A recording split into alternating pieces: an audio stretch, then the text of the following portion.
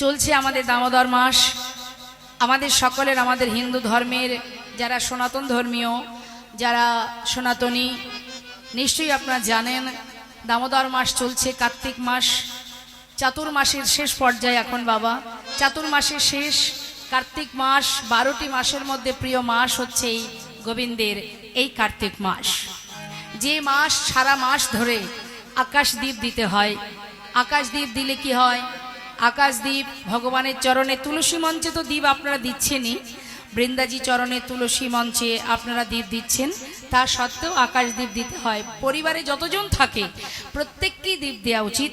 কারণ এই সময় আমাদের আগের যারা আছেন, আমাদের পূর্বে যারা আমাদের গুরুজন আছেন, এই দীপদানের মাধ্যম দিয়ে আমাদের পূর্বের 14 পুরুষ উদ্ধার হয়ে যায়, ভগবানের পাদ পদ্ম লাভ করতে পারে।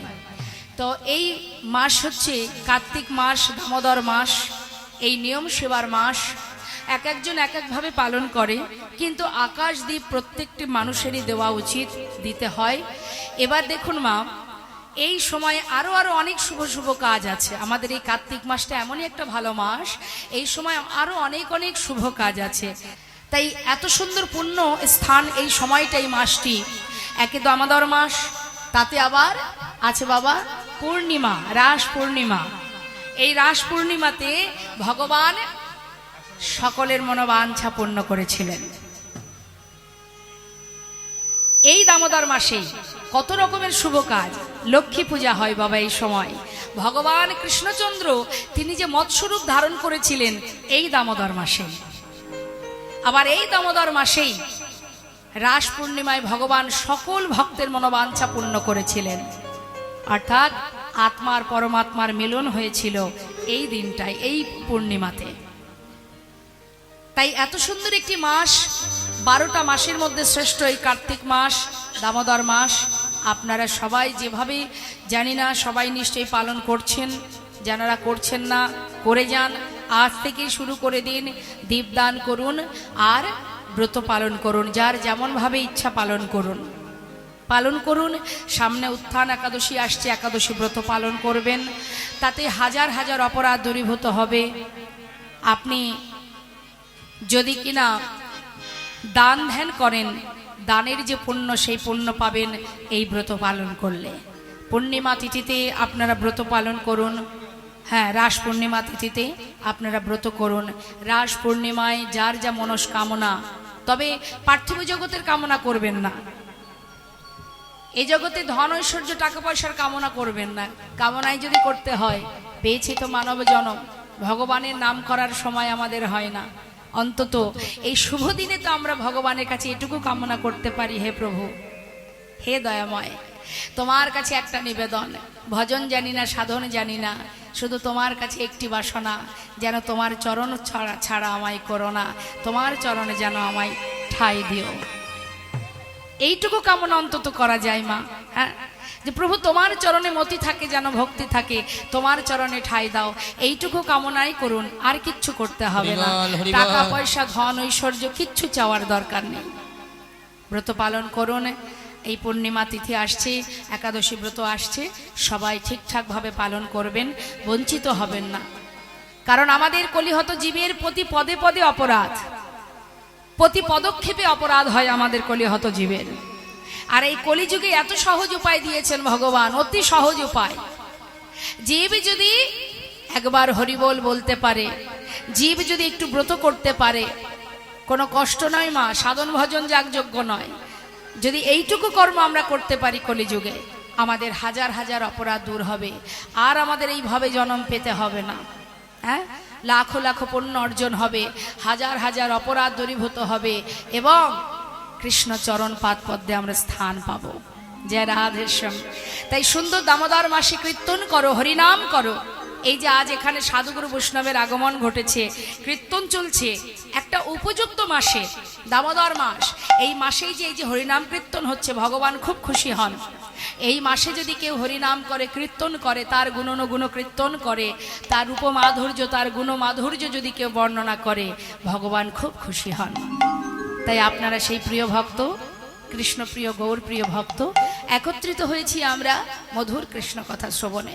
জয় রাধে। লীলা পরিবেশনে ভুল ত্রুটি হলে সন্তান জ্ঞানে সকলে ক্ষমা করবেন। আমাদের আজকের শ্রবণের বিষয়, যে লীলা ভগবানের লীলা শ্রবণ করব সেটি হচ্ছে প্রভাস যজ্ঞ। নিতাই গৌর হরিবল হরিবল। ধীর স্থির মনোভাব নিয়ে আস্বাদন করবেন। আমরা যতটুকু সময় এখানে বসে আছি, অন্য কোনো কথা জাগতিক জগতে চিন্তা ভাবনাকে দূরীভূত করে দিয়ে, জাগতিক কামনা বাসনা দূরীভূত করে পরমাত্মার সেবায় লাগুন। কারণ এটা কার্তিক মাস, এই দামোদর মাস। দামোদর কথার অর্থ কি মা? দামোদর কথার অর্থ কি? দাম মানে দড়ি, উদর মানে, যদি ভগবান কৃষ্ণকে উদরে বেঁধেছিলেন মা যশোমতী, দামোদর এটাকেই বলা হয়। দাম মানে দড়ি, উদর মানে এই যে কটিতট।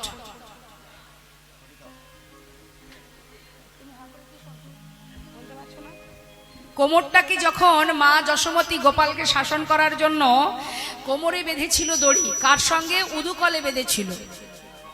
মা যশোমতীর ঘরের সামনে একটি উদুকলের সঙ্গে ওই গোপালের কোমরে দড়ি বেঁধেছিলেন শাসন করার জন্য। আর সেই উদুকল নিয়ে ভগবান কৃষ্ণ যমল অর্জুন দুটো বৃক্ষকে উদ্ধার করেছিলেন। হ্যাঁ, সেই সুন্দর লীলাটা করেছিলেন ভগবান এই মাসে, কার্তিক মাসে। শুধু তাই নয়, এই কার্তিক মাসে পূর্ণিমা তিথিতে 1 মাস কাত্যায়নী ব্রত করেছিলেন ব্রজঙ্গনাগণ ভগবানকে একটা রজনীতে প্রতিরূপে পাওয়ার জন্য। গঙ্গা আছে জটার মধ্যে, এই গঙ্গার জলে তোমার ওই স্বামীর একটি কলা বেঁচে থাকলে সেই কলাটি নিয়ে আমার এই জলের, গঙ্গার জলের মধ্যে রেখে দিয়ে যাও। এটাকে বলা হয় অভিশাপ রূপ। মানে এর মধ্যে থাকলে কোনো অভিশাপই কাজে লাগবে না। আর যার চরণে অপরাধ করেছে তোমাদের স্বামী, তার কাছে তোমরা যাও স্বামীর প্রাণ ফিরে পাওয়ার জন্য, তার চরণ ধরে কাঁদো। যেই না বলা, সেই একটি কলা বেঁচেছিল। দেখবেন বাবা, শিবের মাথায় একটা চাঁদের কলা আছে। এখন সেই কলাটা শিবের মাথায় রেখে দিয়ে মা এবার সবাই মিলে চললেন গুরু বৃহস্পতির কাছে। গুরুদেবের চরণ ধরে কাঁদছে সকল রমণী। গুরুদেব, স্বামী অপরাধ করেছে, আমরা তো কোনো অপরাধ করিনি। পতি যদি মারা যায় তবে আমরা কি নিয়ে বাঁচব? আমাদের কে রক্ষা করবে? কে মান দেবে? কে সম্মান মর্যাদা করবে? আমরা সতী রমণী, আমাদেরকে কে রক্ষা করবে? কার ছত্র ছায় আমরা জীবন কাটাবো? আমাদেরকে প্রাণে বাঁচান। গুরুদেব বলছে, সবই বুঝলাম মাগো, কিন্তু উপায় কি আছে বলো? স্বামীর একটি কলাও যদি বেঁচে থাকতো তাহলে আমি না হয় কোনো উপায় তোমাদের দিতাম, কিন্তু আর তো কিছু করার নেই, সবই তো শেষ। গুরুদেব, যদি কোনো উপায় থেকে থাকে আপনি বলুন। যদি আমার স্বামীর একটি কলাও বেঁচে থাকে আমি অন্তত চেষ্টা তো করব। বেশ, যদি একটি কলাও বেঁচে থাকে তাহলে ওই সৌমতীর্থে একটি নদী আছে, ওই নদীতে স্নান করালে তোমার পতির আবার পুনরায় প্রাণ ফিরে পাবে। যেই না বলেছে, সঙ্গে সঙ্গে সেই একটি কলা নিয়ে সবাই মিলে ওই সৌমতীর্থে, সেই যে নদীটা স্নান করিয়েছে। আর যেই স্নান করিয়েছে সঙ্গে সঙ্গে আবার পুণ্যজ্যোতি ফিরে পেয়েছেন চন্দ্রদেব। যখনই চন্দ্রদেব পুণ্যজ্যোতি ফিরে পেল, সঙ্গে সঙ্গে খুশি মনে বলে উঠলেন, ওরে তুই আজকে আমার পুনরায় জ্যোতি ফিরিয়ে দিয়েছিস, তাই আমি খুশি হয়ে তোকে আশীর্বাদ করলাম, তোর নাম হবে প্রভাস। বাবা, প্রভাস, প্রভা যুক্ত আস, অর্থাৎ পুনরায় আবার পূর্ণ জ্যোতি ফিরে পেলাম। প্রভা মানে জ্যোতি, পুনরায় ফিরে পেয়েছি, সেই জন্য তোর নাম দিলাম প্রভাস। কিন্তু এই প্রভাস নদী অভিশাপ্ত হয়েছিলেন এবং সেই অভিশাপ খণ্ডনের জন্যই ভগবান কৃষ্ণচন্দ্র প্রভাস নদীর তীরে যজ্ঞ করেছিলেন। অভিশাপটা কি করে হলো?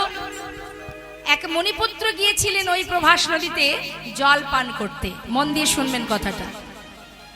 জল পান করতে গিয়ে বাবা, ওই প্রভাস নদীর মধ্যে যে কুমির ছিল, সেই কুমির ওই শিশুটিকে জলের মধ্যে টেনে তাকে খেয়ে ফেলে।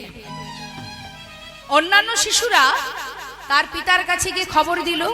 সেই মুনিবর ক্রোধান্বিত হয়ে অভিশাপ দিয়েছিল, ওরে আজ যখন তুই আমার পুত্রের প্রাণ হরণ করেছিস, আমি তোকে অভিশাপ দিলাম, তোর বক্ষের জল শুকিয়ে যাবে, প্রখর রৌদ্রের তাপে তুই শুকিয়ে যাবি, এবং পশু পাখি কীট পতঙ্গ তোর বক্ষে বাস করবে, মলমূত্র ত্যাগ করবে, সবাই তোকে ঘৃণা করবে।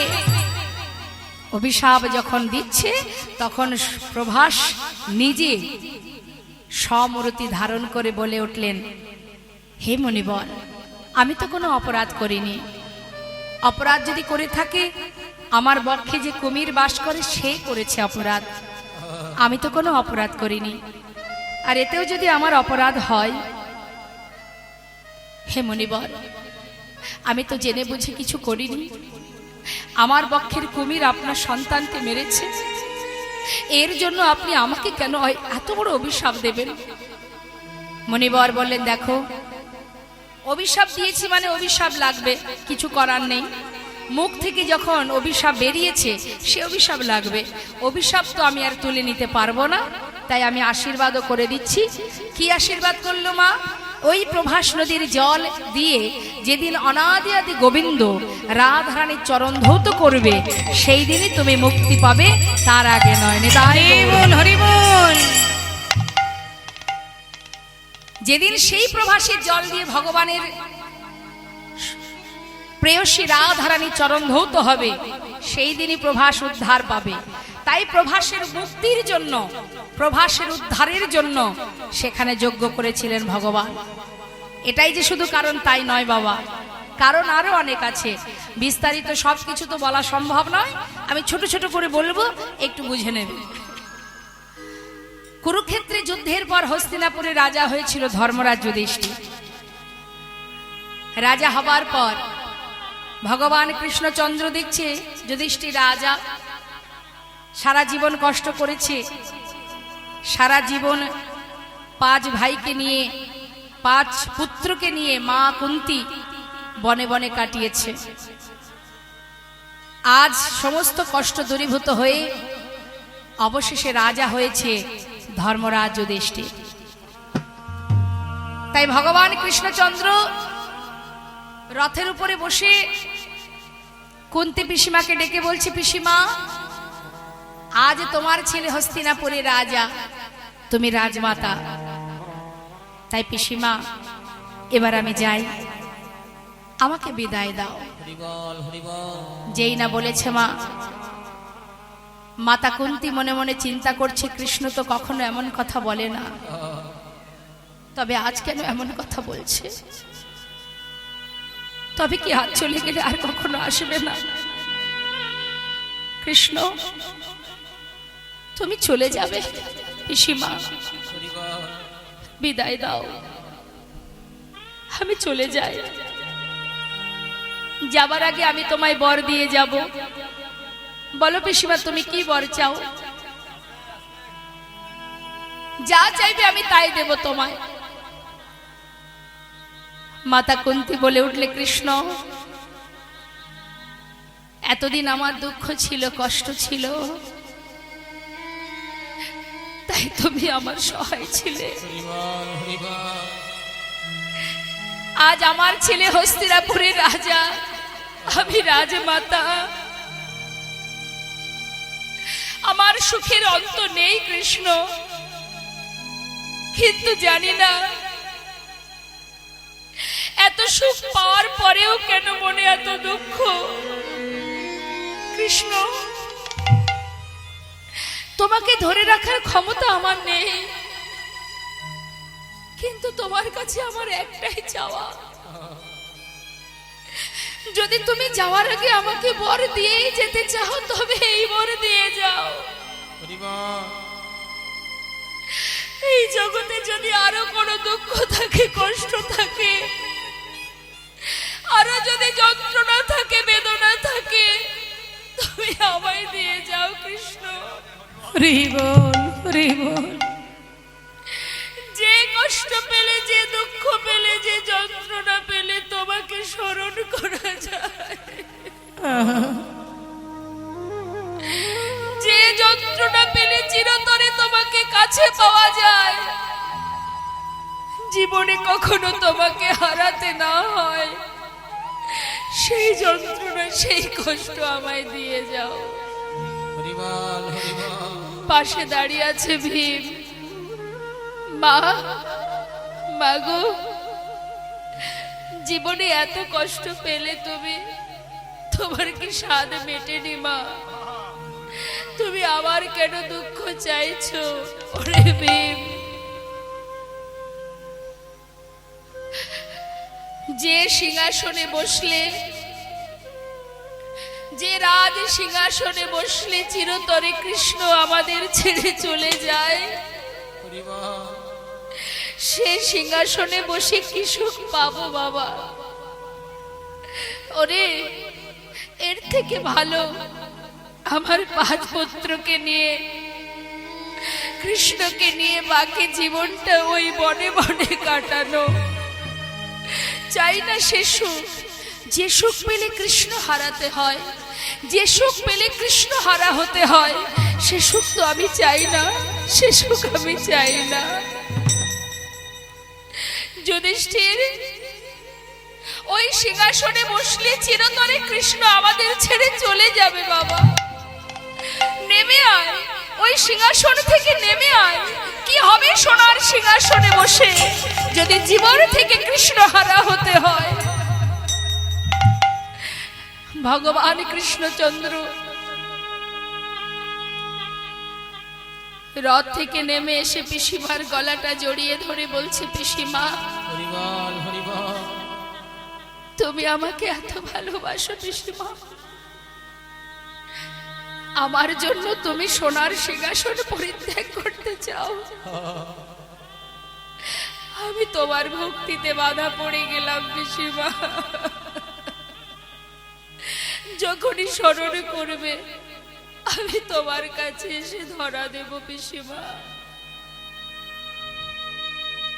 আমি তোমার ভক্তিতে বাধা পড়ে গেলাম পিসিমা, বাধা পড়ে গেলাম।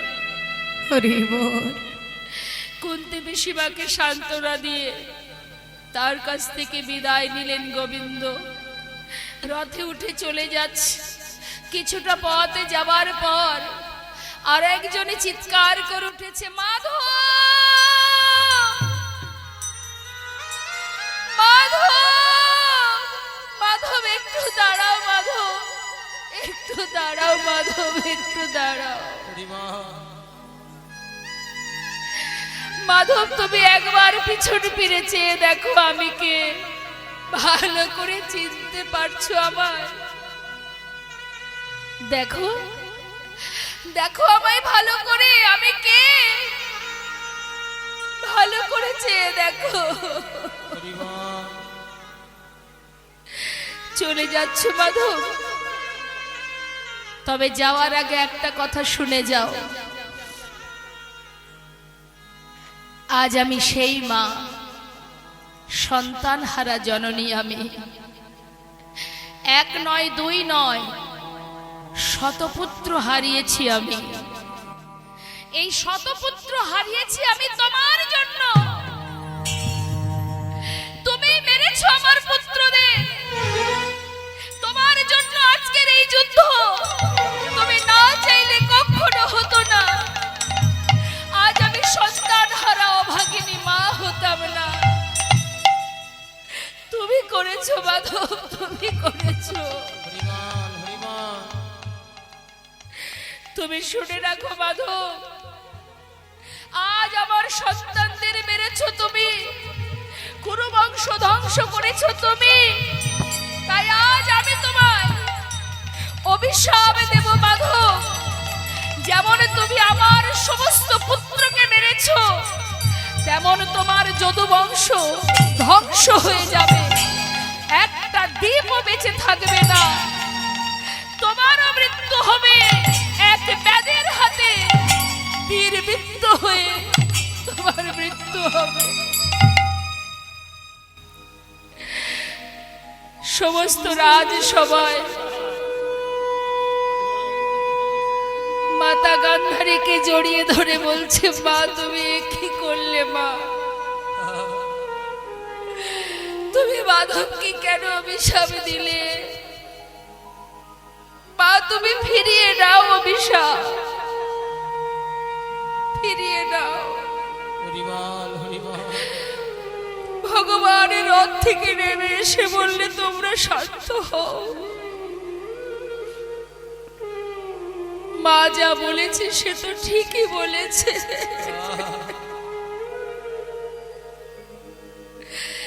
কুরুক্ষেত্রের যুদ্ধের জয়ের আনন্দ যেমন আমি পেয়েছি, হরিবল হরিবল, তেমন পরাজয়ের যন্ত্রণাও আমি পেয়েছি।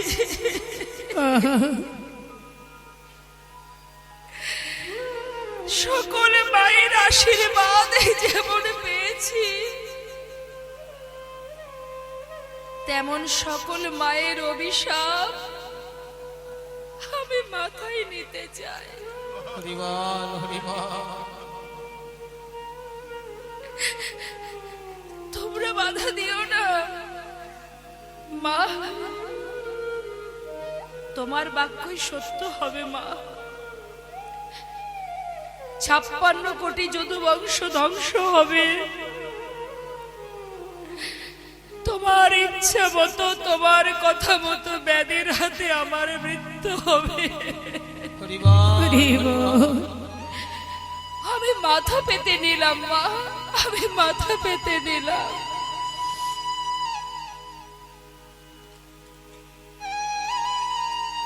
ধর্ম রক্ষার্থে ভগবান কৃষ্ণ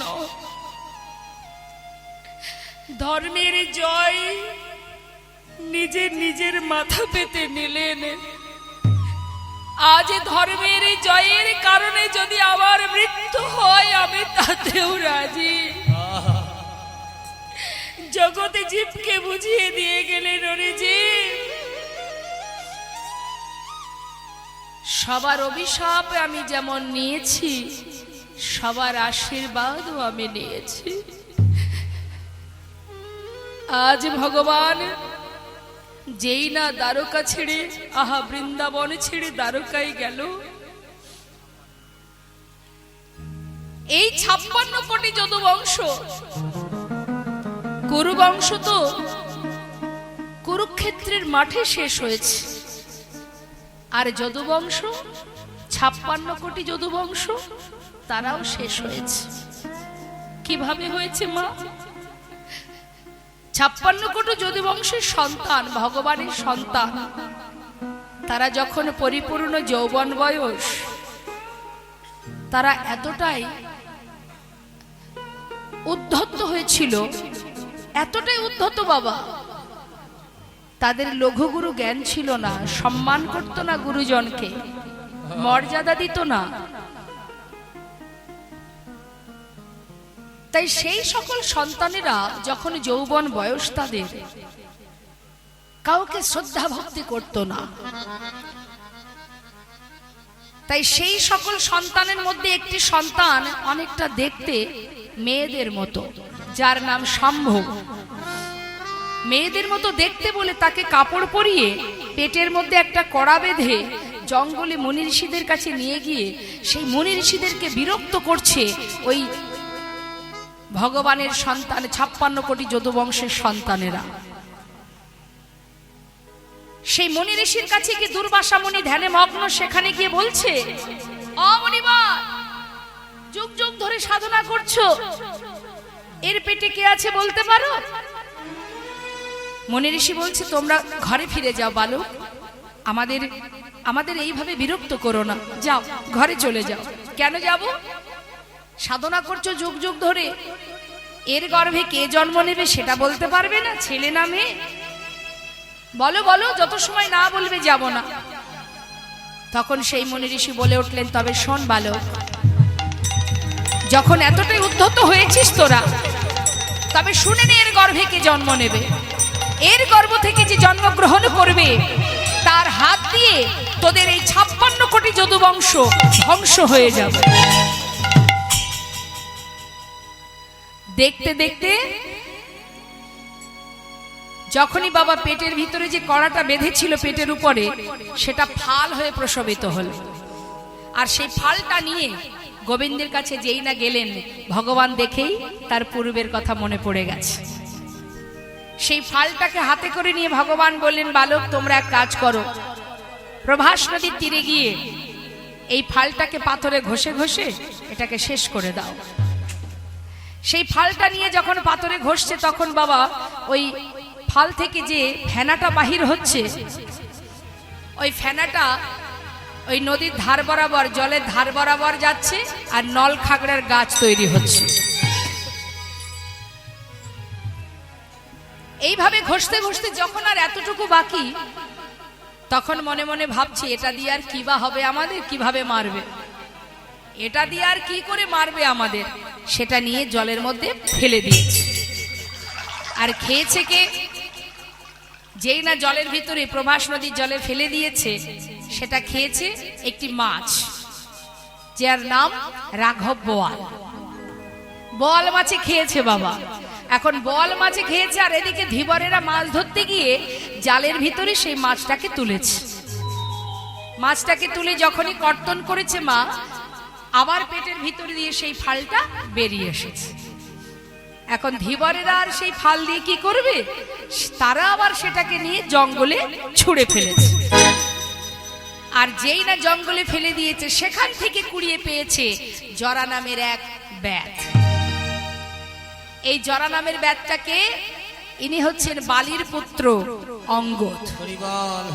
প্রভু রামচন্দ্র যখন মা সীতাকে উদ্ধার করতে যান, তখন ওই বালিকে হত্যা করেছিলেন। যে যখন বালিকে হত্যা করেছিলেন পিছন থেকে, সামনে দিয়ে নয়, পিছন দিক থেকে তীর মেরে হত্যা করেছিলেন।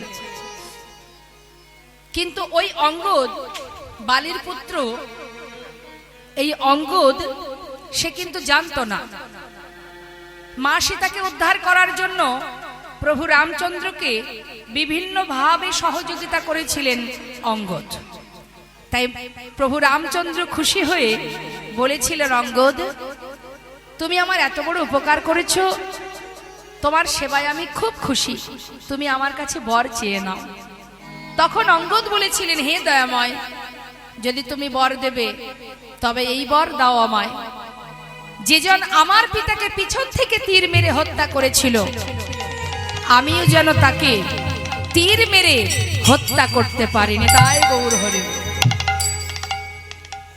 সে তো আর জানতো না যে প্রভু রামচন্দ্রই আমার পিতাকে মেরেছে।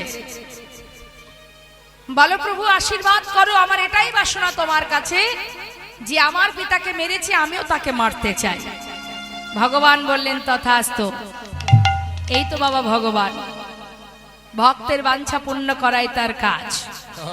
আমা, আমাদের যদি কোনো কিছুতে স্বার্থে এতটুকু আঘাত লাগে, আমরা কিন্তু সেখান থেকে চলে যাই, আমরা থাকি না বাবা। তাহলে ভগবান মা সীতাকে উদ্ধার করার জন্য বালিকে হত্যা করেছিলেন। আজকে তার পুত্র যখন বর চাইলেন, ভগবান তো স্বার্থপরতা করতে পারতেন যে বর আমি দিতে পারবো না। এটাই তো ভগবান, এই তো সেই বাঞ্ছা কল্পতরু। যে বিষ্ণু তার বামের লক্ষ্মীকে সুতাপারিষীকে দিয়েছিলেন, সুতাপামণিকে। সুতাপামণি সাধনা করেছিলেন, তোমার বামে যে লক্ষ্মী, তাকে আমি আমার পত্নী রূপে পেতে চাই। একবার বলুন তো মা, ভক্ত চেয়েছে কাকে? ভগবানের বামে যে লক্ষ্মী, তাকে চেয়েছে। কোন রূপে? পত্নী রূপে, স্ত্রী রূপে। ভগবান তো বলতেই পারতেন, আমি এবার দেব না। ভক্ত বলে উঠলেন, আমি সাধনা করেছি, তুমি আমার সাধনায় সন্তুষ্ট প্রভু, তোমার নাম বাঞ্ছা কল্পতরু, ভক্তের বাঞ্ছা পূর্ণ করো তুমি। আজ যদি আমার এই বর তুমি না দাও, তাহলে আজ থেকে তোমার নাম বাঞ্ছা কল্পতরু, তুমি এটা মুছে দাও। ভগবান ভক্ত ছাড়া আর কিছু জানে না মা। তিনি বলেন, ভক্ত আমার মাতা, ভক্ত আমার পিতা, ভক্ত আমার গুরু। ভক্ত ভালোবেসে নাম দিয়েছে বাঞ্ছা কল্পতরু। ভক্ত দিলে খায়, না দিলে উপবাসে যায়। ভক্তের হাতে প্রেমের ডোরি, ভক্ত আমাকে যেদিকে ঘোরায় আমি সেই দিকে ঘুরি। এই তো ভগবান, যে কখনো কখনো কোনো সময়ের জন্য নিজের সুখের চিন্তা করে না, জীবের কল্যাণ, সন্তানের কল্যাণের জন্য নিজেকে বিলিয়ে দিয়েছেন। মা লক্ষ্মী বললেন, ওরে সুদামা, পৃথিবীতে এত কিছু থাকতে তুই আমাকে পত্নী রূপে চাস? তবে তুইও শুনে নে, আজ থেকে তুই হবি নপুংস। আয়ান কিন্তু রাধারীকে মাতৃজ্ঞানে ভালোবাসতেন, কারণ সে নপুংস ছিল।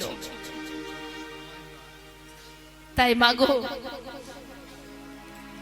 ভগবান নিজের বামের লক্ষ্মীকেও দিতে দ্বিধাবোধ করে না, ভক্ত যদি চায়। আজ ভক্ত বললেন, তুমি আমাকে এই বর দাও যে আমার পিতাকে হত্যা করেছে সেই হত্যাকারীকে আমি প্রাণে মারব। ভগবান বললেন, তথাস্তু, তাই হবে। তাহলে ভগবান কোনো কর্ম করে যদি তার সাজা মাথা পেতে নেয়, আমরা তো পদে পদে অপরাধ করে যাচ্ছি। কি বাবা, এই যে আজকেই বললাম আপনাদের কাছে, ব্রত করুন, একাদশী ব্রত করুন, দামোদর মাস পালন করুন, রাস পূর্ণিমা তিথি আপনারা উপবাস থাকুন। কিন্তু এই ব্রত আমি করব, পরক্ষণে যদি আমি আবার অন্যের প্রতি হিংসা করি, কারোর কিছু মেরে কেটে খাই, কারোর ভালো দেখলে আমার হিংসা হয়, আমার ভিতরে লোভ জন্মায়, লালসা জন্মায়, তাহলে আর এই পুণ্যটুকু থাকবে বাবা? আগে নিজেকে পরিষ্কার করতে হবে। হৃদয় মাঝে যত আছে হিংসা, কালিমা, ক্রোধ, সর্বস্ব দূরীভূত করো, পরিষ্কার করো। তোমার সংসারের প্রতি দায়ী দায়িত্ব কর্তব্য তুমি পালন করো। হৃদয় মাঝে যা কিছু আছে সমস্ত কালিমা দূরীভূত করে হৃদয় মাঝে পরমাত্মাকে জাগরিত করো। আগে নিজেকে ভালোবাসো, নিজের পরমাত্মাকে ভালোবাসো, তবেই তো তোমার কার্য সিদ্ধি হবে, তবেই তো তোমার কাজে তুমি পুণ্য অর্জন করতে পারবে।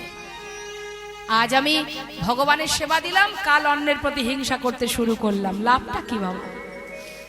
কোনো লাভ নেই মা। তোমার যেমন আছে তুমি তেমনটাই সেবা দাও, কাউকে দেখে কখনো হিংসা করতে নেই। আজ ভগবান কৃষ্ণ দ্বারকায় চলে গেল। এই যে বালিপুত্র অঙ্গদ, সেই হয়েছিল বাবা জরা নামের ব্যাধ। ওই জঙ্গলের মধ্যে পাখি মারত, হঠাৎ জঙ্গলের ভিতরে সেই ফালটা পেয়ে তীরের আগায় বিধে রেখেছিলেন, পাখি মারতে আরো ভালো হবে। আর এদিকে মা ভগবান বললেন, শোনো, আমি তারপরে প্রভাস নদীর তীরে যজ্ঞ করব, আমার 56 কোটি যদুবংশ তারা সবাই আসবে প্রভাস নদীর তীরে। তাদের মধ্যে প্রথমে হবে মুখে কথা কাটাকাটি, তারপরে হবে হাতাহাতি, তারপরে হবে লাঠালাঠি। এখন ওই প্রভাস নদীর তীরে লাঠি কোথায় পাবে? ওই যে নল খাগড়ার গাছ, সেটা ধরবে, আর যে যাকে মারবে সেই সেখানে মারা যাবে। এইভাবে 56 কোটি যদুবংশ ধ্বংস হবে। আর ভগবান বললেন, আমি প্রভাস যজ্ঞ সম্পূর্ণ করে প্রভাসকে অভিশাপ থেকে মুক্ত করে দিয়ে তারপর আমি চলে যাব নিম্ন বৃক্ষের ডালে, ওই জঙ্গলে। নিম্ন বৃক্ষের ডালে আমার চরণটা দুলবে, আর জরা মাছরাঙা পাখি ভেবে যখনই চরণ তলে তীর ভেদ করবে, আমি ভূমিতে পতিত হব। তাই গৌর হরি বল, হরি বল। সবকিছু নিজেকে সুন্দর করে সবকিছু সাজিয়ে মা ভগবান চলে গেলেন দ্বারকায়। এবার আমরা দেখব বৃন্দাবনের কি অবস্থা। বৃন্দাবনের রাধারানী আমার কৃষ্ণ বিরোহিনী, ভগবানের আহ্লাদিনী শক্তি রশ্মা। শ্রীমতী রাধারানী আলাদা কোনো নারী নয় মা, জেনে রাখবেন। রাধারানী কিন্তু আলাদা কোনো রমণী নয়, গোবিন্দের বাম অঙ্গ থেকে সৃষ্টি।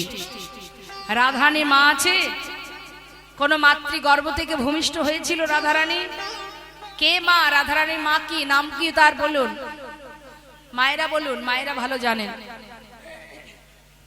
আমার রাধারানী মায়ের নাম কি?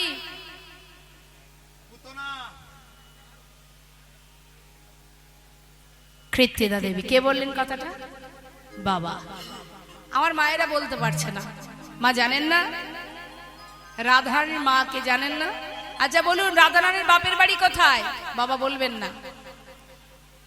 বর্ষানা। শ্বশুর বাড়ি কোথায়?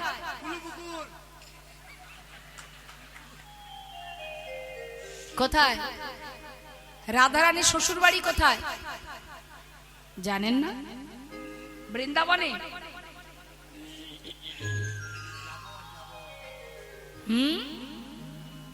হায় হায় হায়, আপনার শ্বশুর বাড়িটা কোথায় জানেন তো? দেখেন আবার বাপের বাড়ি শ্বশুর বাড়ি ভুলে যাবেন না। রাধারানীর শ্বশুর বাড়ি জানেন না? জটিলার বাড়ি কোথায়? জটিলা কুটিলার ঘর কোথায়? ঠিক আছে, দেখুন এটা কিন্তু মা লজ্জার বিষয়, এই যে আপনারা জানেন না, আমার বাবারা বলে দেবে। দেখবেন এখানে যে সকল ভক্ত বাবারা আছেন একটু বলবেন, শ্রীমতী রাধারানীর বাপের বাড়ি শ্বশুর বাড়ি কোথায়?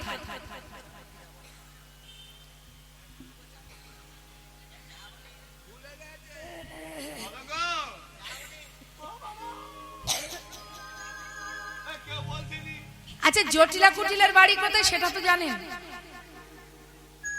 বৃন্দাবনে কে কে গেছেন একটু হাত তুলে দেখান। কে কে গেছেন বৃন্দাবনে? ও সবাই গিয়েছেন। আচ্ছা বলতে পারছেন না জটিলা কুটিলার বাড়ি কোথায়? যাবটে। যাবট যাবট। হরিবল হরিবল নিতাই গৌর হরিবল। জটিলা কুটিলার বাড়ি যাবটে, রাধারানীর শ্বশুর বাড়ি যাবটে। যে যাবটের পাশ দিয়ে গিরি গোবর্ধন পর্বতের কাছে ভগবান কৃষ্ণ প্রতিদিন গাভীকে নিয়ে যেত, আর ওই যাবটে চন্দ্রশালিকায় বসে রাধারানী গোবিন্দকে দর্শন করতেন। যারা বৃন্দাবনে গেছেন বর্ষানায় যাবেন, বর্ষানায় রাধারানী মন্দিরে যাবেন। মন্দিরে গেলে দেখতে পাবেন সেই গিরি গোবর্ধন পর্বতটা কোথায়, আর ওই যাবটের পাশ দিয়ে ঠিক জঙ্গলের মধ্যে দিয়ে বাঁকা বাঁকা রাস্তা, খুব সুন্দর দেখতে লাগে। ওই পথে গোবিন্দ আমার ওই যাবটের পাশ দিয়ে যেতেন, রাধারানীকে দর্শন করতেন যাবার পথে আর আসার পথে। নিতাই গৌর হরিবল। তা এই রাধারানীর মাকে মাতা কৃত্তিদা দেবী, কিন্তু মাতা কৃত্তিদা কিন্তু তাকে জন্ম দেয়নি, লালন পালন করেছেন। তাহলে পালিতা মা, তাহলে রাধারানী মাকে হরিবল। রাধারানী মাতা কৃত্তিদার ঘরে এসেছিল পদ্ম ফুলের উপর থেকে। হরিবল হরিবল। তাহলে রাধারানীর মাকে পদ্ম ফুল, তাহলে সৃষ্টি কোথা থেকে? গোবিন্দের বাম অঙ্গ থেকে। নিতাই গৌর হরিবল হরিবল। মা কৃত্তিদা সরোবরে স্নান করতে গিয়ে ওই সোনার পদ্ম ফুলটাকে তুলে এনেছিলেন, তখন তিনি নিঃসন্তানী ছিলেন। গোলকধামে ভগবান কৃষ্ণচন্দ্র রাধারানীকে যখন বৃন্দাবনে পাঠান, রাধারানী বলেছিলেন, বধূ আমি যাব বৃন্দাবনে, কিন্তু যত সময় তোমাকে না দেখব তত সময় আমার নয়ন আমি মেলব না।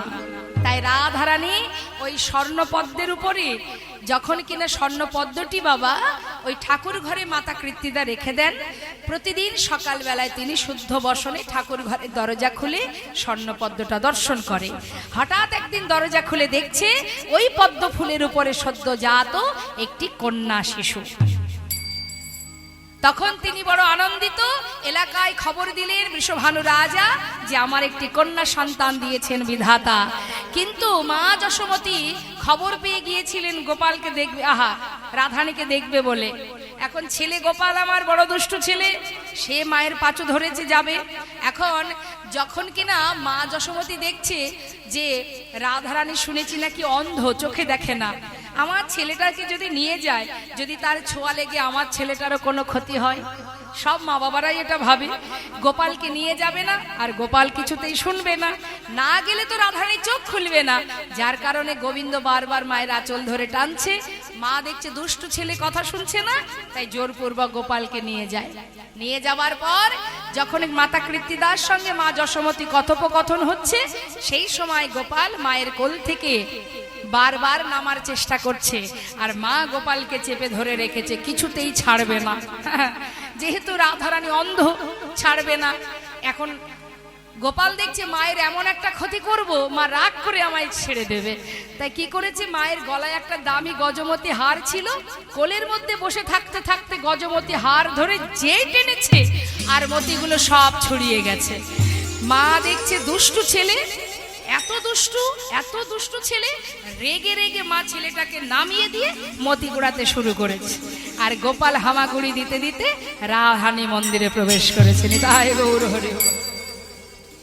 রাধারানী কাছে গিয়ে রাধারানীর নয়ন কমলে যখন তার করকমল পরশ করেছে, রাধারানী নয়ন মেললেন।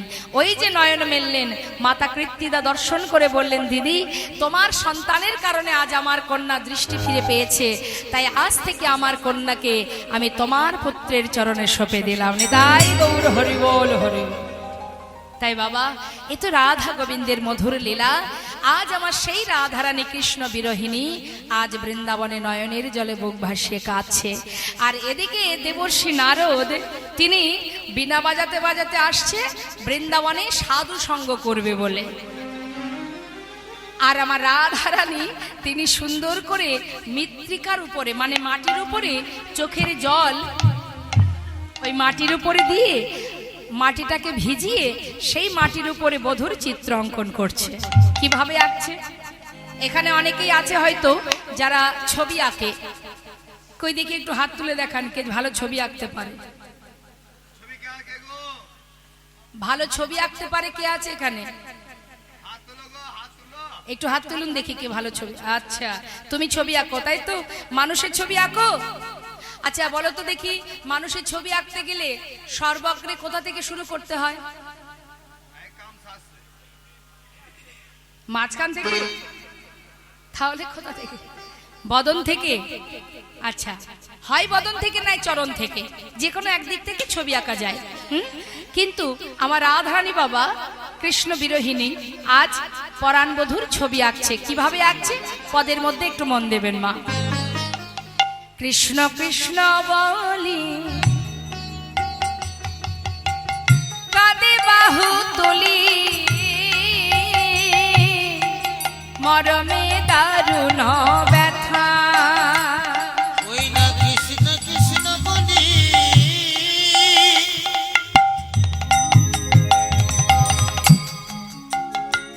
ওরাই কাঁদে বাহু তুলি,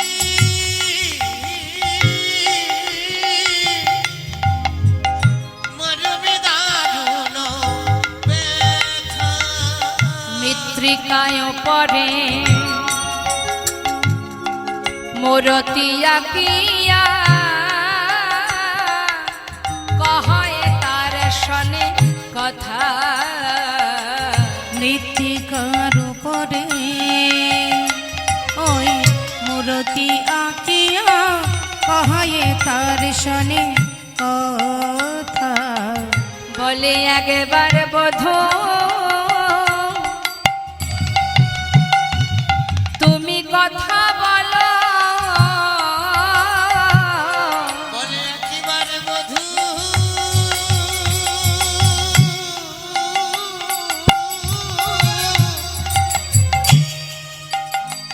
তুমি কথা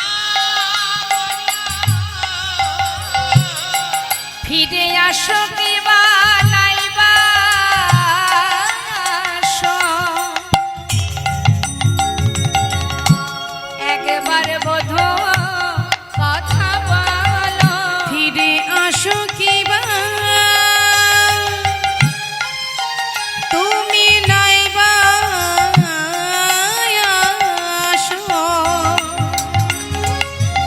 একবারে বধূ কথা বলো, মৃত্তিকায় পরে মূরতি আঁকিয়া, কহে তার শনে কথা।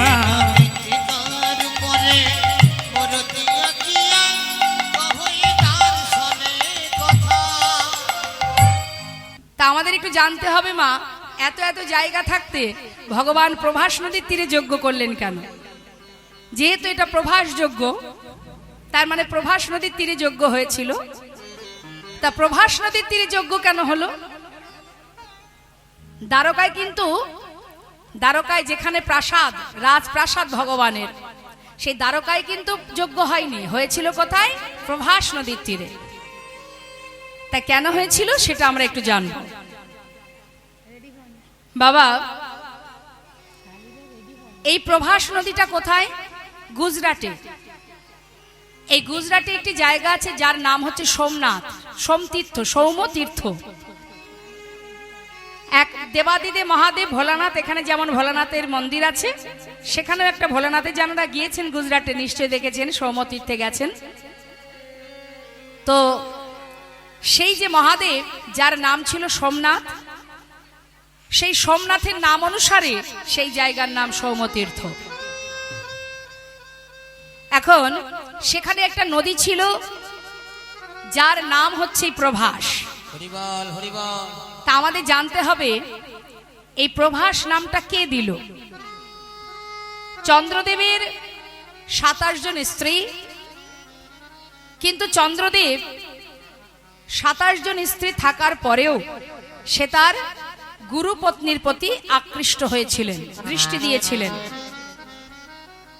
গুরুদেব অসন্তুষ্ট, রেগে গেলেন, অভিশাপ দিলেন চন্দ্রদেবকে যে তোমার ক্ষয় রোগ হবে, অর্থাৎ এক একটা করে কলা ক্ষয় হতে হতে তুমি শেষ হয়ে যাবে। হরিবল। গুরু বাক্য তো আর ব্যর্থ হয় না বাবা। এক এক দিন যায় আর চাঁদের একটা একটা করে কলা ক্ষয় হতে শুরু হয়। এখন চন্দ্রদেবের 27 জন স্ত্রী তারা পড়েছে চিন্তায়, স্বামী যদি মারা যায় তাহলে আমাদের কি উপায়।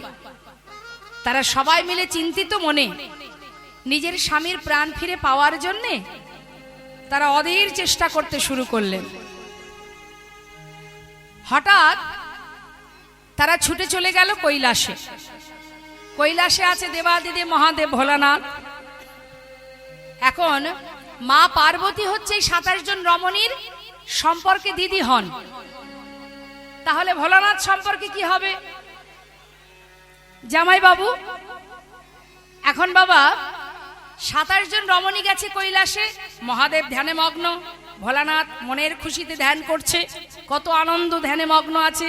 আর কৈলাস পর্বত সে তো নিরিবিলি একটা পরিবেশ, মনের খুশিতে ধ্যান করছে যে এখানে শান্ত পরিবেশ, এখানে আমার ধ্যান করার উপযুক্ত জায়গা।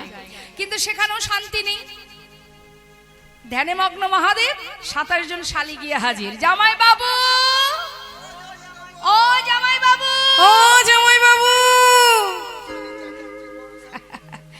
27 জন শালি গিয়ে যদি চিৎকার করে তাহলে কি হবে মা? কৈলাস পর্বত কাঁপবে তো। মহাদেব বলছি কি জ্বালা, এখানেও কি শান্তি নেই আমার? এই আবার কারা গো? জামাই বাবু বলতে বলতে আসছে। হ্যাঁ, এত শালি আছে জানতাম না তো। কি ব্যাপার, কি হয়েছে? আর জামাই বাবু বিপদে পড়েছে। হ্যাঁ সে তো জানি, বিপদে না পড়লে তো আর কেউ আমার কাছে আসে না। তা বলি কি বিপদ? আমাদের প্রতি প্রাণ হারাতে বসেছে। আচ্ছা তাহলে আমার কি করণীয়? আমাদের প্রতির প্রাণ ফেরাতে হবে। আচ্ছা, গুরুদেবের কাছে অপরাধ করেছে, এর আর উপায় কি আছে? মরতে একে হবেই। তা সম্পর্কে কি হয়? চন্দ্রদেব সম্পর্কে কি ভাইরা ভাই তো। বলছে শোনো, যদি একটা কলাও বেঁচে থাকে তাহলে আমার মাথায় যে করবে বলে আনন্দে বিভোর, আমার আনন্দে বিভোর। নদিয়ার চাঁদ আমার গৌর সুন্দর হরিনাম যজ্ঞ করবেন বলে মনের আনন্দে পথে পথে ঘুরছে। নদিয়ার চাঁদ গৌর হরি জীবের দ্বারে দ্বারে হরিনাম দিয়েছে, জীবের হাতে ধরে হরিনাম, পায়ে ধরে হরিনাম দিয়েছে। কি গো মা, দিয়েছে তো? ধরো লও গ্রহণ করো জীব, নাম ছাড়া গতি নাই, গতি নাই হরিনাম করো, মহামন্ত্র জপ করো, কলিযুগে নাম ছাড়া নাহি আর ধর্ম, সর্বধর্ম সার নামে শাস্ত্র মর্ম। সমস্ত ধর্মের সার হলো এই হরিনাম। কলিজীবের, আমাদের কলিজীবের শ্রেষ্ঠ নাম হচ্ছে হরিনাম মহামন্ত্র। তুমি কিছুই যদি না জানো তাতে কোনো দুঃখ নেই, অন্তত পক্ষে 16 নাম 32 অক্ষর মহামন্ত্রটাও যদি তুমি জানতে পারো আর কিছু লাগবে না। বেদ বিদ্যা দুহু কিছু নাহি জানো তো, সে যদি গৌরঙ্গ করে সার, ঠাকুর নয়নানন্দিতে ভনে, সেই তো সকলেই জানে সর্বসিদ্ধি করতলে তার।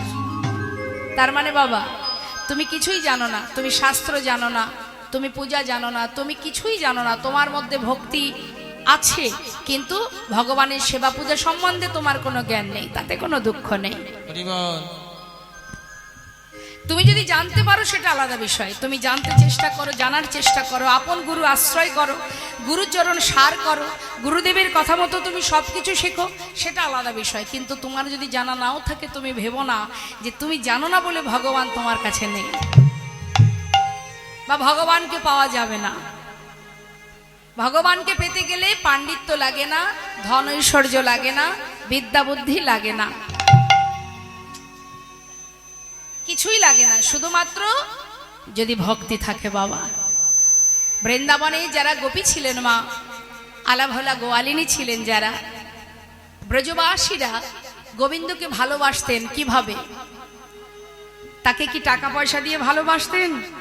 না। তাহলে কি তার কাছে নানাবিধ কঠিন কঠিন শ্লোক পাঠ করে শাস্ত্রজ্ঞ হয়ে তারপরে ভালোবাসতেন? না। আলাভোলা গোয়ালিনী তারা সারা জীবন ধরে ওই দধি দুগ্ধ ঘৃত ঘোল বিক্রি করেছে আর মন দিয়ে দিয়েছে গোবিন্দ চরণে। নিতাই গৌর হরি বল। তুমি সব হে প্রভু, হে গোবিন্দ, হে কৃষ্ণ, তুমি আমার সব, তুমি আমার জীবন, তুমি আমার মরণ, তুমি আমার প্রাণ, তুমি আমার সব, তুমি সুখ, তুমি দুঃখ, তুমি ভালোবাসা, তুমি আমার সর্বেশ্বর।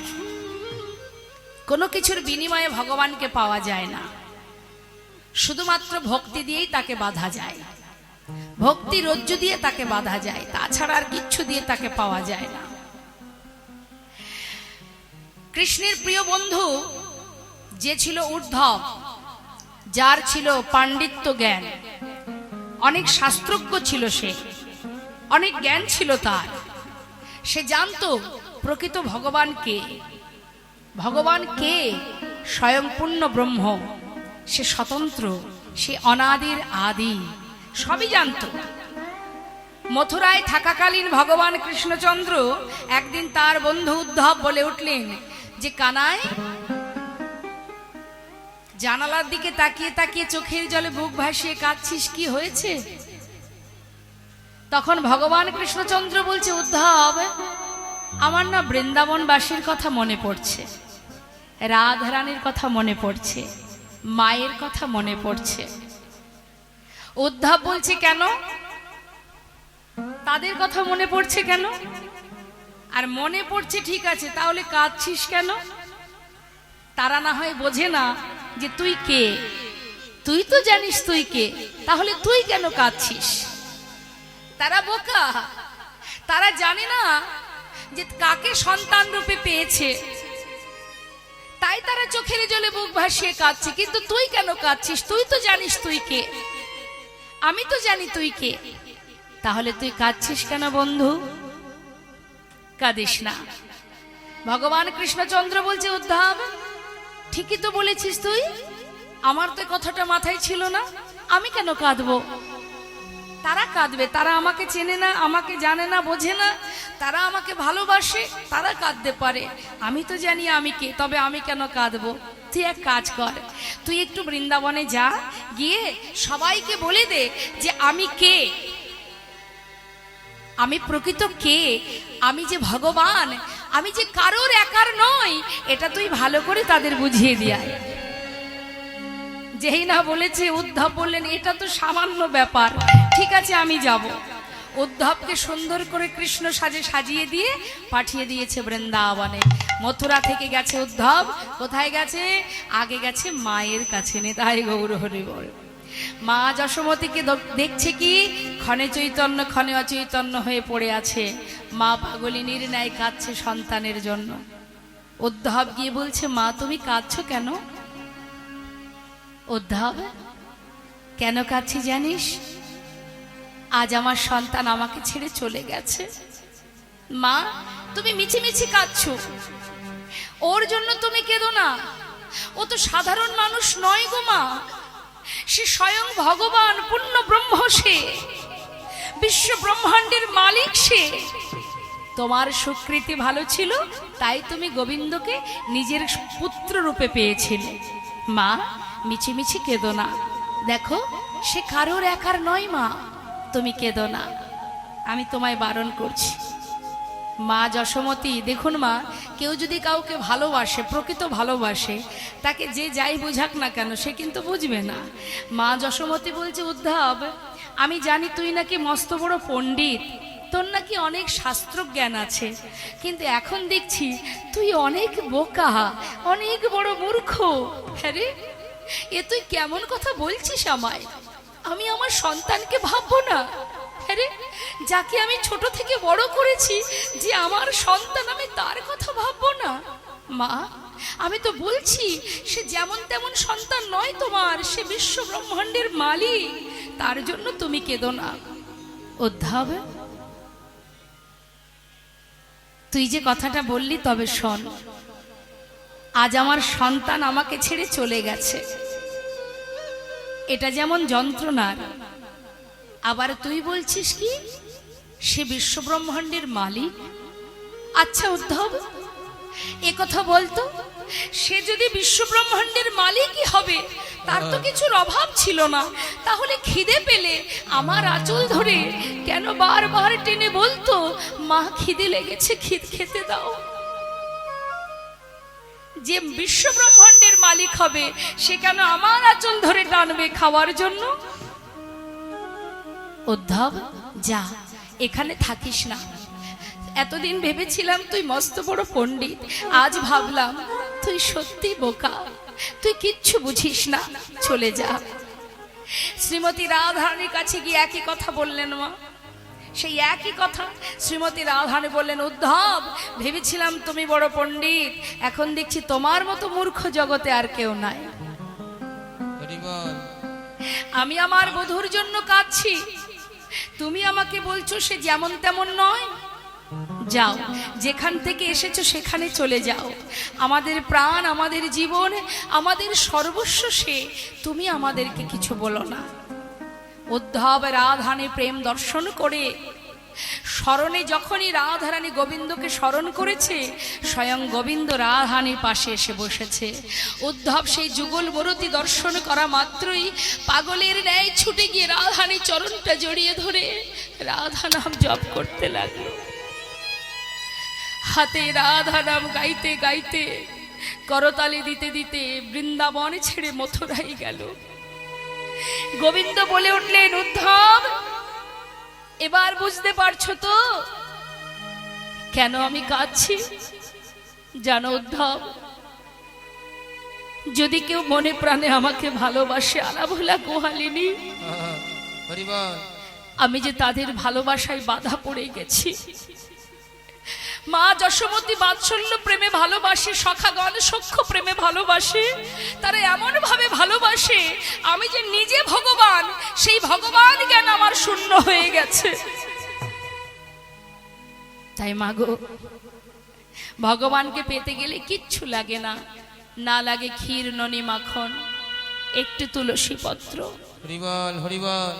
তুমি ভগবানকে যেটাই সেবা দাও না কেন, তাতে কোনো দুঃখ নেই। যদি তোমার কাছে কিছু নাও থাকে, একটি তুলসী পত্র যদি ভগবানের চরণে নিবেদন করতে পারো, ভগবান একটি তুলসী পত্র পেলেই সে সমস্ত পাপ থেকে তোমাকে দূরীভূত করে নিজের করে বুকে টেনে নেন। হেমনি দয়াল গৌরহরি। আজ বৈষ্ণব মহাজন বলছে, দেখো করুণাময় গৌর সুন্দর, আজ তিনি হরিনাম যজ্ঞ করবে বলে জীবের কল্যাণের জন্য তিনি স্থির করলেন। দাদা জিজ্ঞাসা করছে, কার কাছে? দাদার কাছে। বাবা, আমরা যদি বাড়িতে কোনো ধর্মীয় কাজ করি, আমরা কি করি? বাড়ির যারা গুরুজন আছে তাদের কাছে পরামর্শ নেই তো, কি করতে হবে বলে দাও। তা আমার গৌরহরি সে কি জানে না কি করে যজ্ঞ করতে হয়? সবই জানে, তথাপিও তিনি নিত্যানন্দ প্রভুর কাছ থেকে পরামর্শ নিচ্ছেন। নিত্যানন্দ প্রভু কে হন? গৌরহরির কে হন? নিত্যানন্দ প্রভু।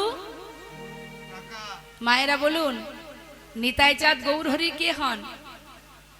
হ্যাঁ, দাদা। তাই দাদার কাছ থেকে পরামর্শ নিচ্ছে যজ্ঞ করবে বলে। দাদা, দাদা নিত্যানন্দ স্বরে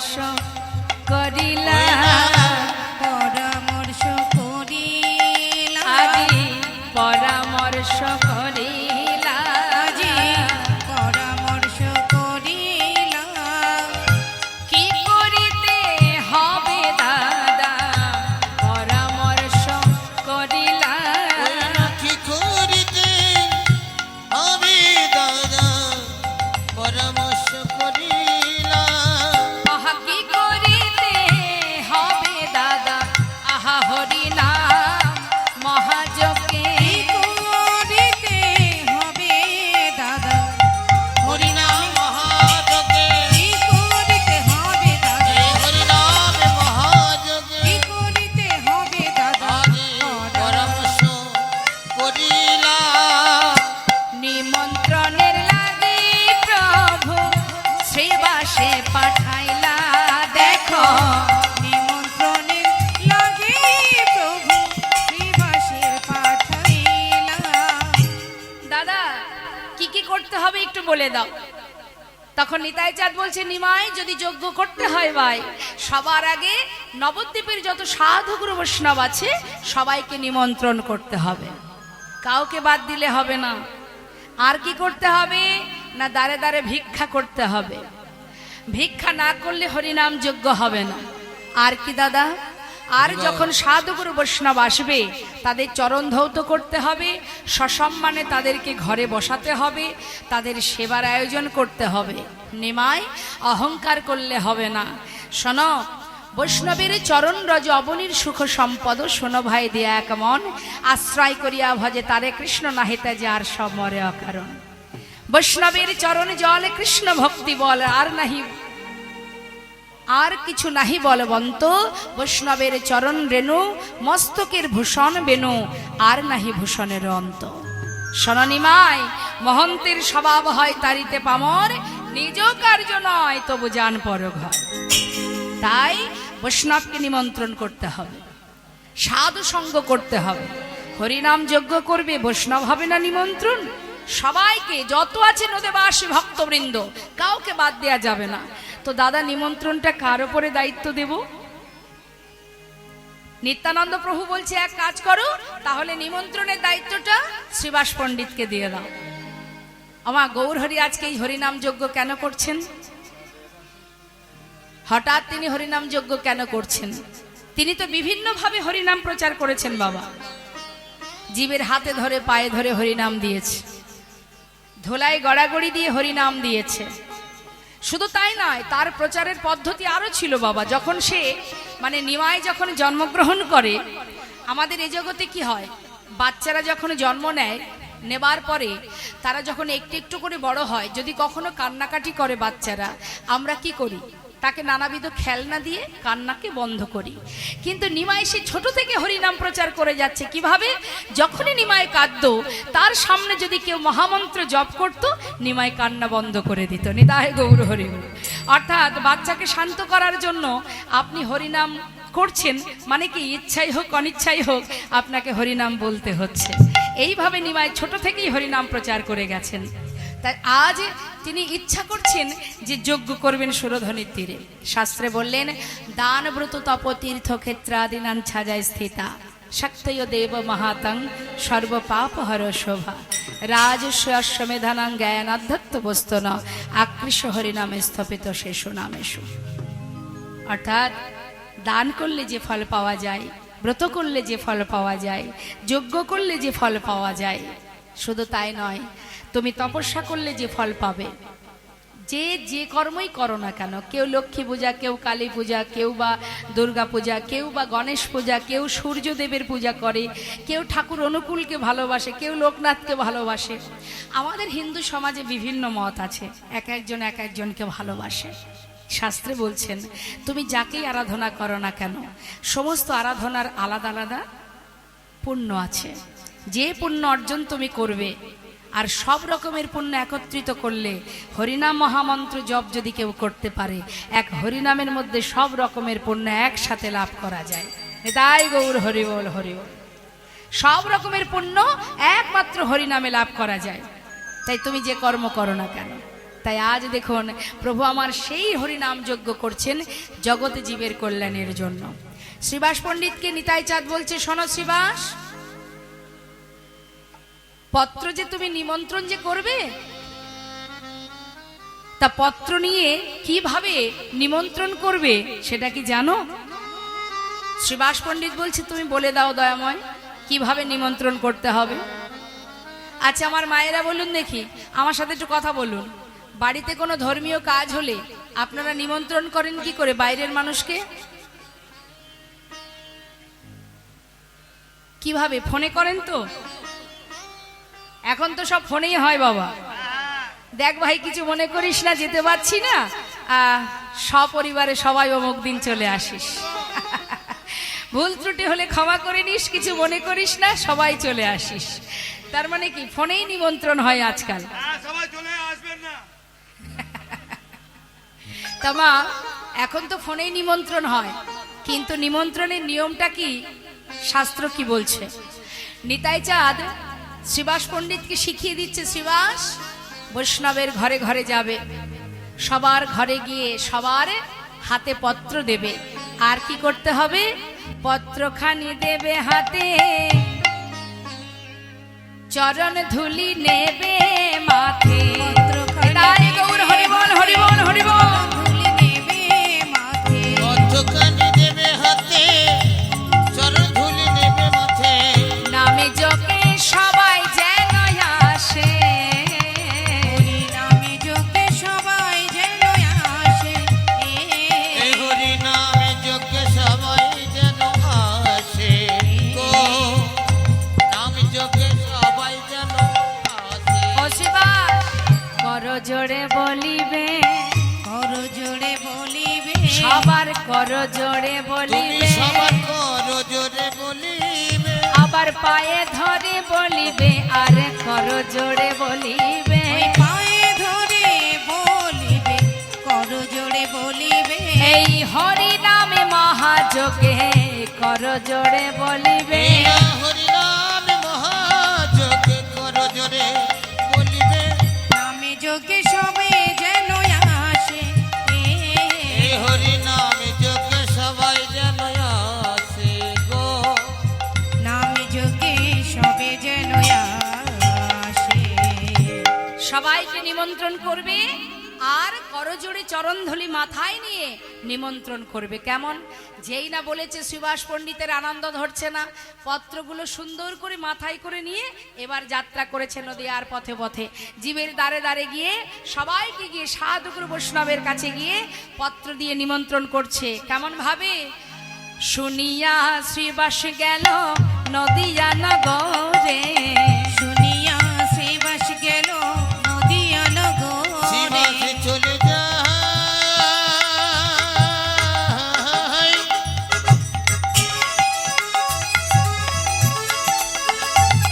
ওই নবদ্বীপের পথে পথে,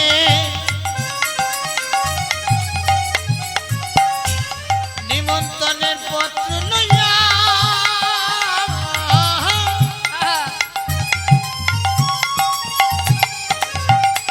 শিবাস চলে যাই গো,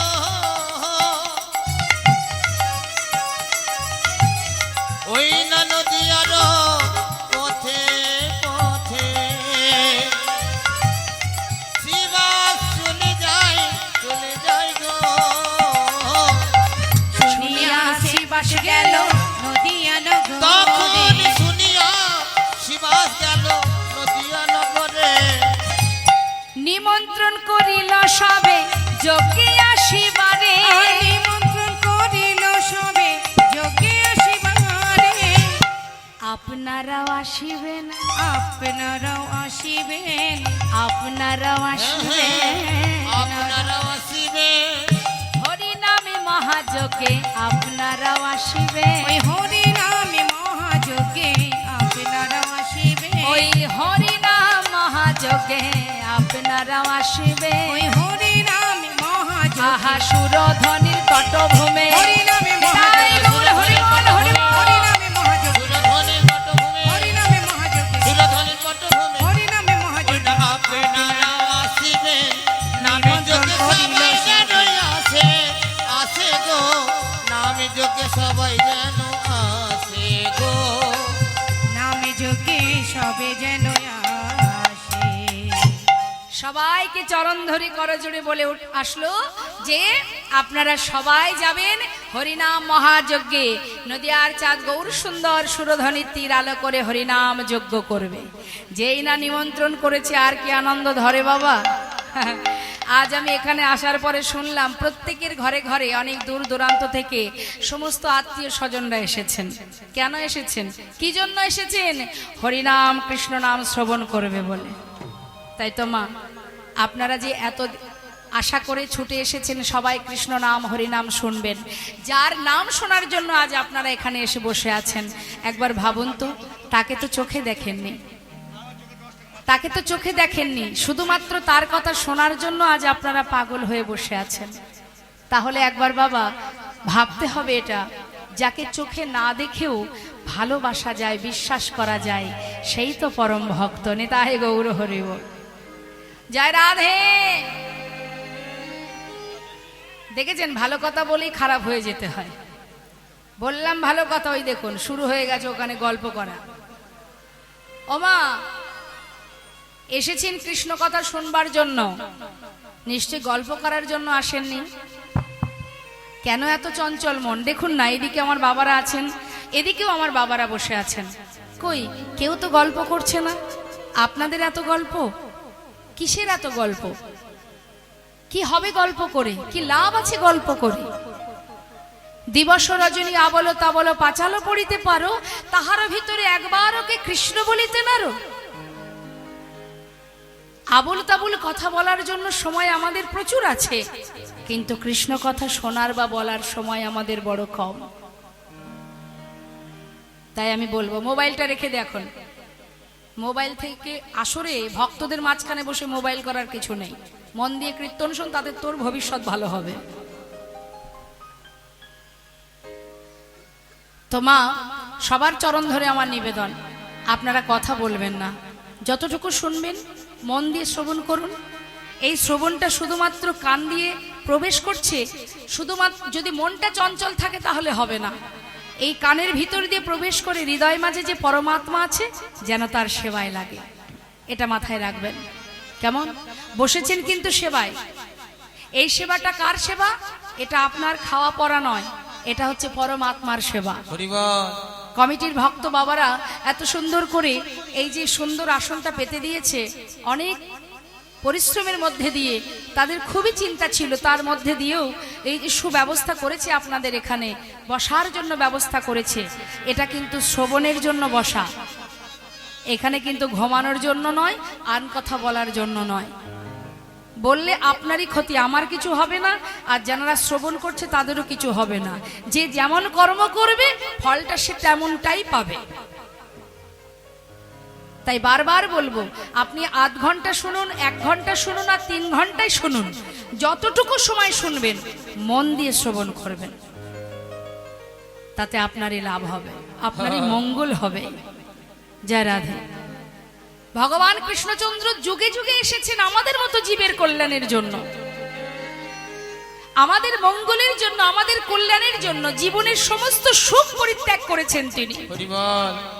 চিন্তা করে দেখুন বাবা, এই কলিযুগে মহাপ্রভু যিনি কলিজীবের ধর্ম প্রচার করার জন্য, হরিনাম প্রচার করার জন্য মা বিষ্ণুপ্রিয়াকে বিবাহ করে মাত্র 2 বছর ছিলেন।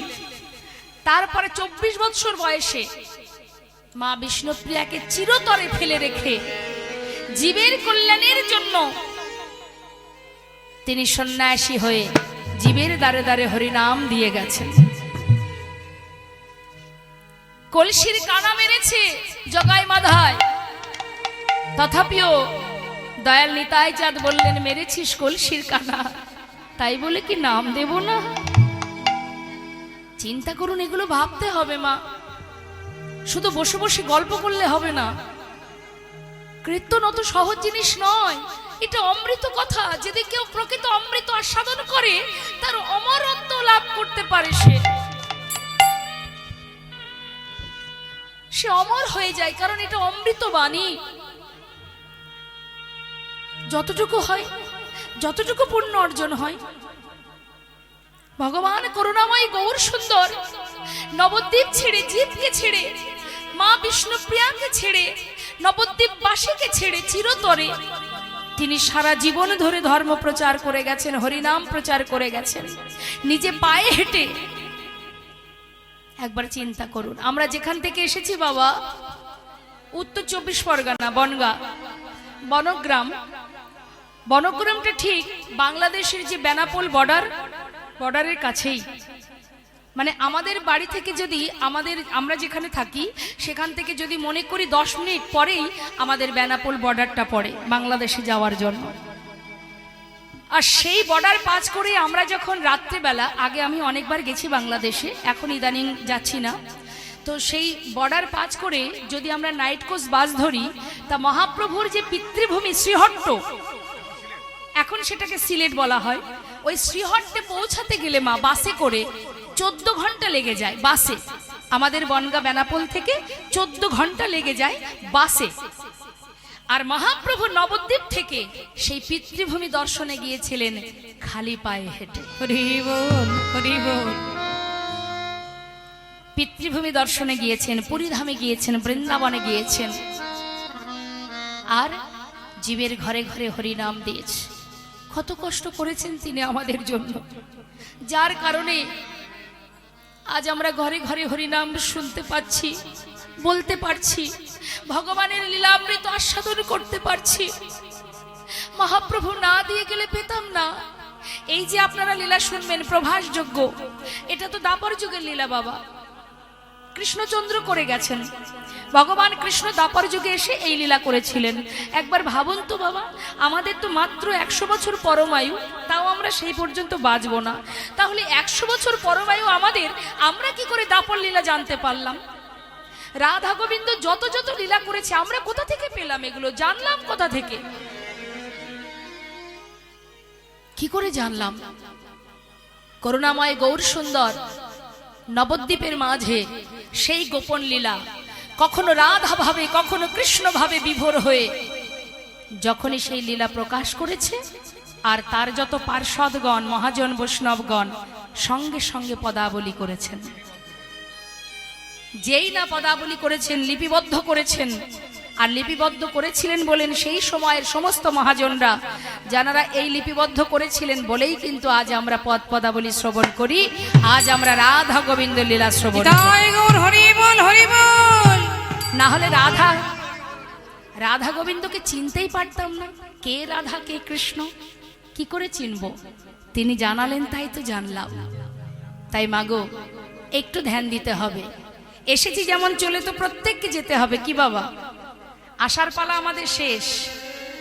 সবাই আমরা যাওয়ার পথে দাঁড়িয়ে আছি, মা লাইন দিয়ে দাঁড়িয়ে আছি, কখন কার ডাক পড়বে কে জানে।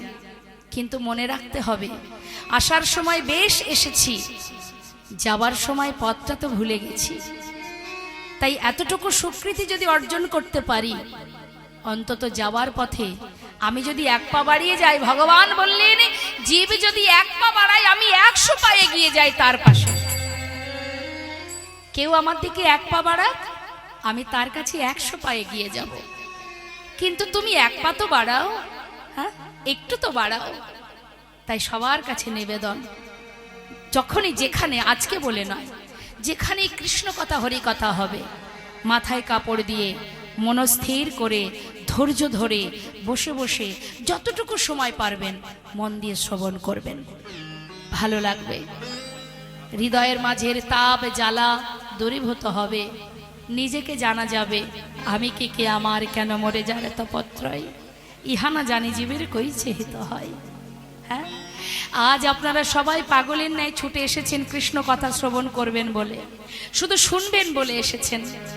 আর যদি কখনো এমন ভাগ্য হয়ে থাকে যার কথা শোনার জন্য উদ্গ্রীব আপনারা, তাকে যদি সাক্ষাৎ দর্শন পান, নদেবাসী যখনই খবর পেয়েছে গৌরহরি পূর্বস্থ, গৌরহরি সুরধ্বনির তীরে যজ্ঞ করবে, খবর পাওয়া মাত্রই সবাই গৌর দর্শনে পাগলের ন্যায় ছুটতে ছুটতে যাচ্ছে।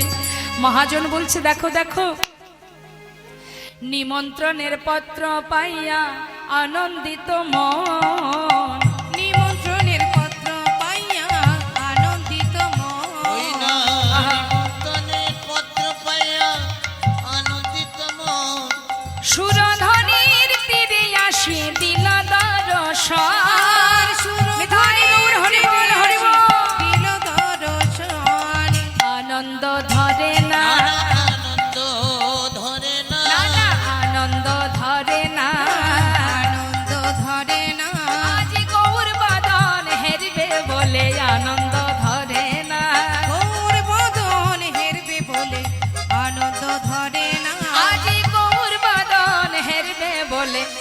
হরি হরি বলে গৌর বদন হেরবে বলে নিতাই গৌর হরি বল হরি বল গৌর বদন হেরবে বলে ওরা হরি হরি হরি বলে গৌর বদন হেরবে বলে হরি হরি হরি বলে গৌর বদন হেরবে বলে বলে আনন্দ ধরে সুরধ্বনির তীরে আসি দিল দর্শন ওই না সুরধ্বনির তীরে আসি দিল দর্শন নয়ন ভরে করারু সকলে হেরিল বাসুদেব ঘোষে হেরি যেন প্রভাসে মিলিল বাসুদেব ঘোষে হেরে যেন প্রভাসে মিলিল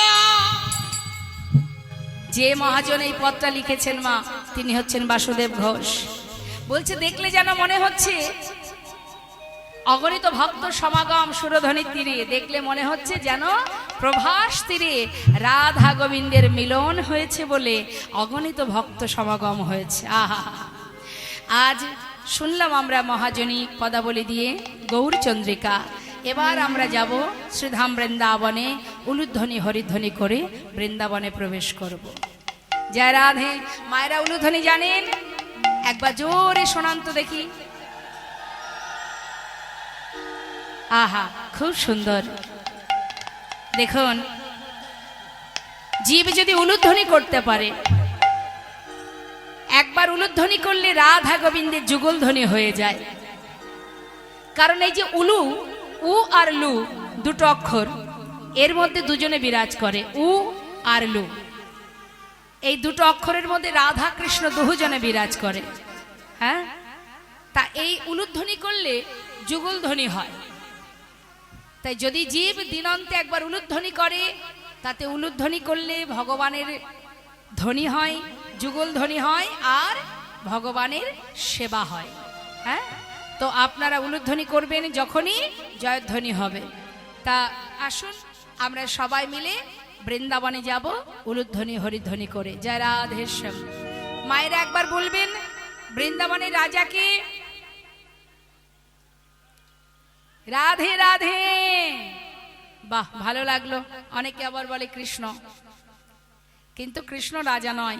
কৃষ্ণ রাজা ছিলেন, আজ সমস্ত রাজত্ব রাধানীকে দিয়ে দিয়েছেন, অর্থাৎ 84 ক্রোশ বৃন্দাবন গোবিন্দ রাধাকে সঁপে দিয়েছেন। জয় রাধে।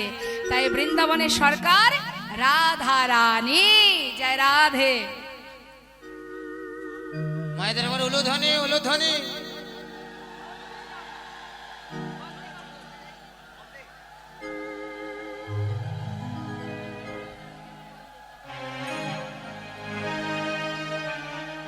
আমরা বৃন্দাবনে স্তুতি করব, বৃন্দাবনে প্রবেশ করব। বন্দে নন্দ ব্রজ স্ত্রীনা পাদরে নমাবিঘ্নশা যশং হরি কতদগীতম পুনতি ভুবনত্রয়ম।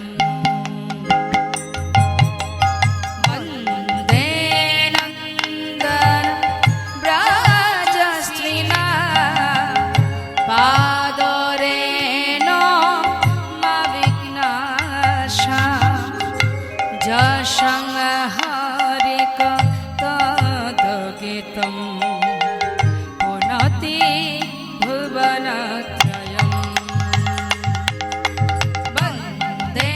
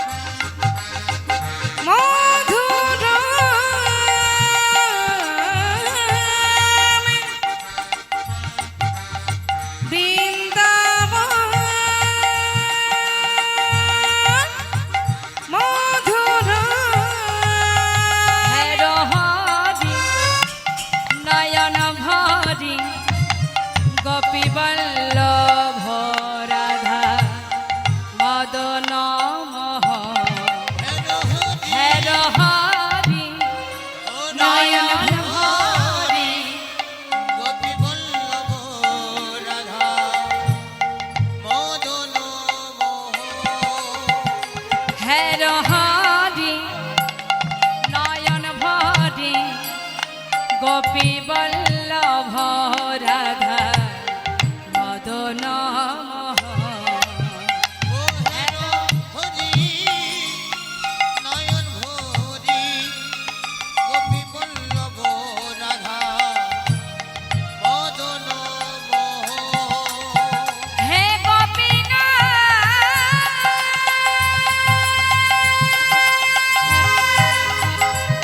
রাধা রানী কি গোপীনা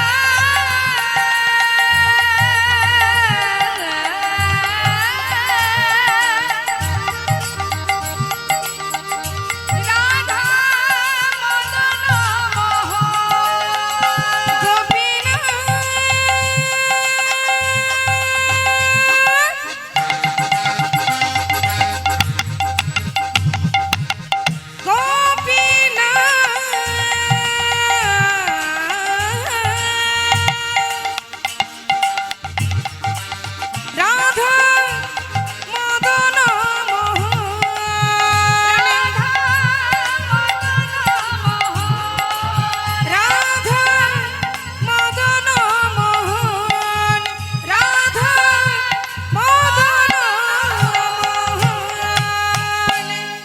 प्रेम से बोलिए राधा